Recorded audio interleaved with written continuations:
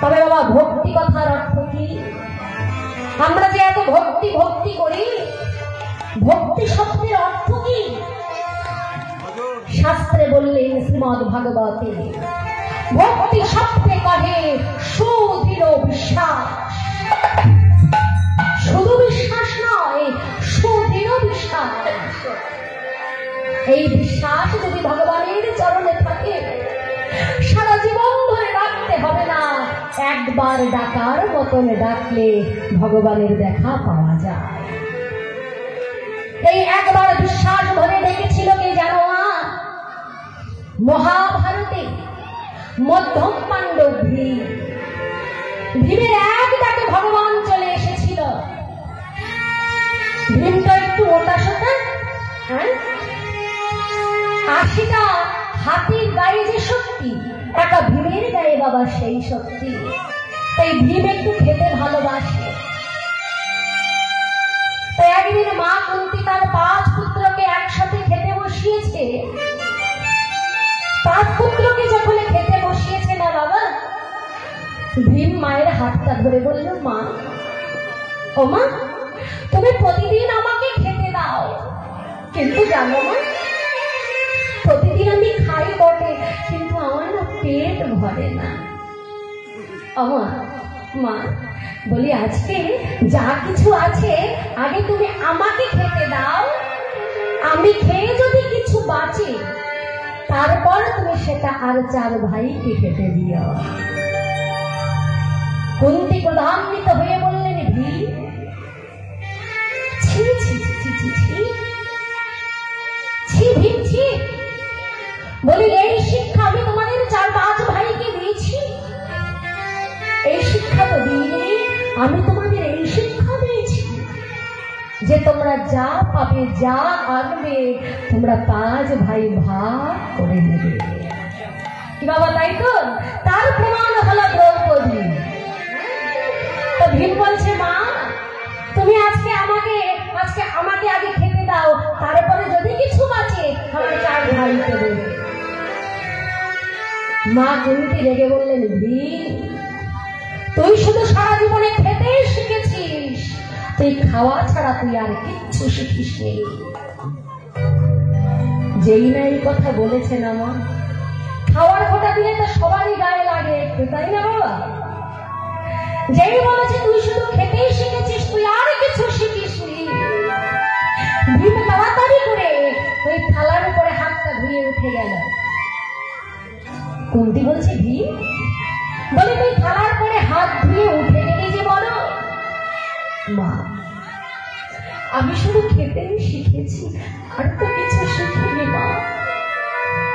ও মা, তোমার ভীম, তোমার ছেলে ভীম তোমাকে কথা দিচ্ছে, যদি তুমি আজকে আমার কাছে যা চাইবে আমি এক্ষুনি এই মুহূর্তে তোমার সামনে হাজির করে দেব, তোমার চরণ তলে এনে দেব, বলো তুমি কি চাও? কুন্তী মনে মনে চিন্তা করছে, ভীম, তোর মনে বড় অহংকার হয়েছে, আমি যা চাইব তুই তাই এনে দিবি। বেশ, আজ আমি তোর কাছে এমন জিনিস চাইব যে তুই শত চেষ্টা করলেও আমায় দিতে পারবি না। কি হলো মা, তুমি চুপ করে আছো যে? বলো তুমি কি চাও? পারবি? এক্ষুনি এই মুহূর্তে আমাকে কৃষ্ণ দর্শন করাতে। কুন্তী তো জানে কৃষ্ণ কিছুক্ষণ আগে কুন্তী পিসিমার চরণে প্রণাম করে বলেছে, পিসিমা, আমি কিছুদিনের জন্য দ্বারকায় যাচ্ছি, দ্বারকার রাজ কাজ শেষ করে আমি আবার ফিরে আসবো হস্তিনাপুর। কৃষ্ণ অনেকক্ষণে প্রায় দ্বারকায় পৌঁছে গেছে, আর হস্তিনাপুর থেকে দ্বারকা অনেকটা পথ, তাহলে এক্ষুনি তুই আমাকে কৃষ্ণ দর্শন করাতে পারবি না? ভীম, দেখা, আমাকে কৃষ্ণকে এনে দেখা। যেই না বলেছি বাবা, মধ্যম পাণ্ডব ভীম ঘরের ভেতরে গিয়ে তার 80 মণ ওজনের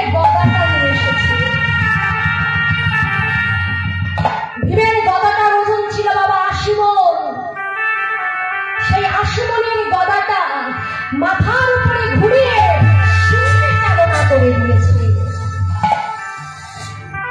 যেই না কথাটা শূন্যে ছুঁড়ে মেরেছে বাবা, আর সেই পতিত গদার নিচে ভীম তার মাথাটা পেতে রেখেছে,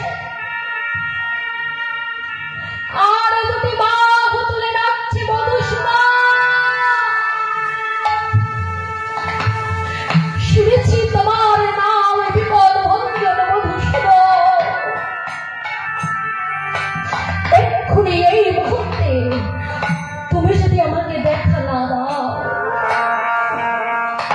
হে গোবিন্দ, ওই যে গদাটা নিচের দিকে আসছে, আর এই গদার নিচে আমার মাথাটা পেতে রেখেছি, যদি তুমি ভক্ত বাঞ্ছাকল্পতর হও, তবে তুমি এক্ষুনি এই মুহূর্তে আমাকে দেখা দেবে।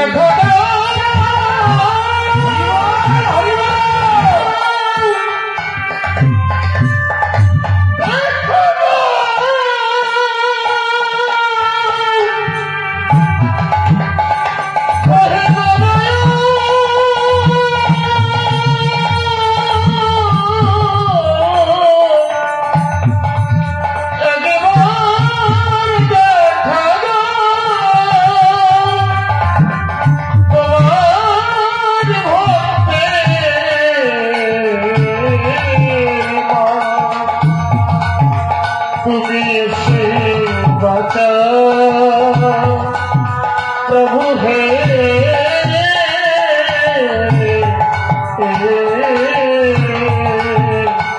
ओहे विपद भंज मधुसूदन। ভগবান সবাই দ্বারকায় প্রবেশ করবে।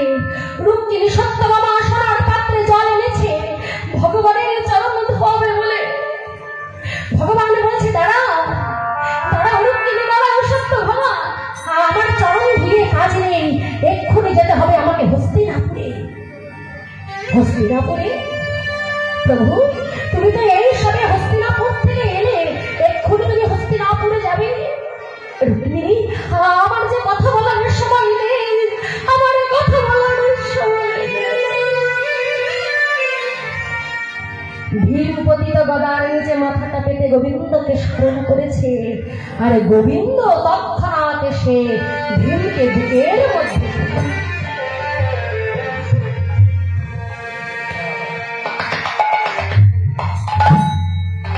গদাটা মাটির উপরে পড়ে মাটিটা ফেটে গেল বাবা, যেন একটা ভূমিকম্প হলো। মা, ও মা, তুমি আমার কাছে কৃষ্ণ দর্শন করতে চেয়েছিলে না? দেখো মা, দেখো, এই দেখো, আমি তোমার কৃষ্ণকে নিয়ে এসেছি। কুন্তি করজরে নয় ওলে জলে বদল ভাসিয়ে বলছে, ওরে আমি তোকে বলেছিলাম তুই খাওয়া ছাড়া আর কিছু শিখিসনি, কিন্তু এই জগতে যেটা সব থেকে বড় সত্য সেটাই তুই শিখেছিস।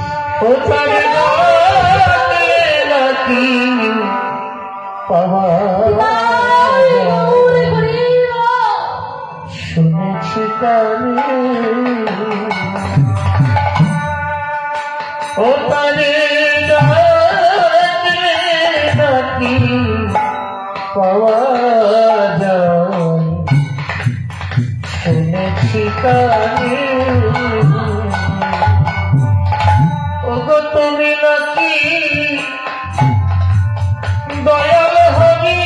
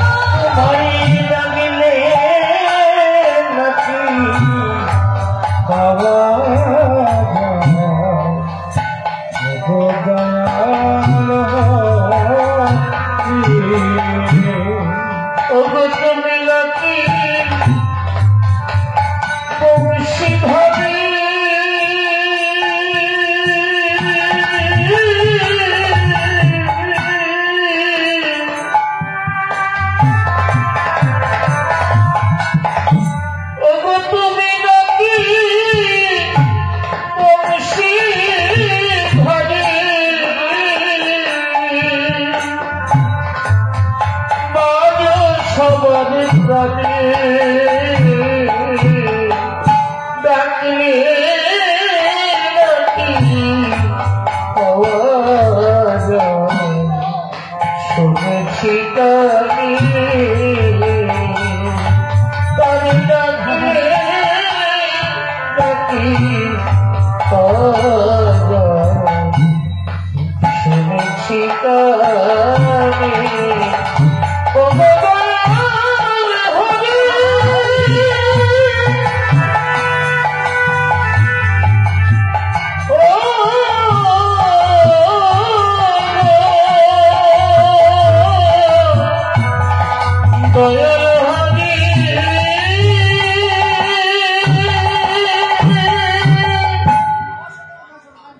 তাই ভগবানকে ডাকতে গেলে সবার প্রথমে দরকার বাবা ভক্তি। ভক্তি বিনা ভগবানকে পাওয়া যায় না।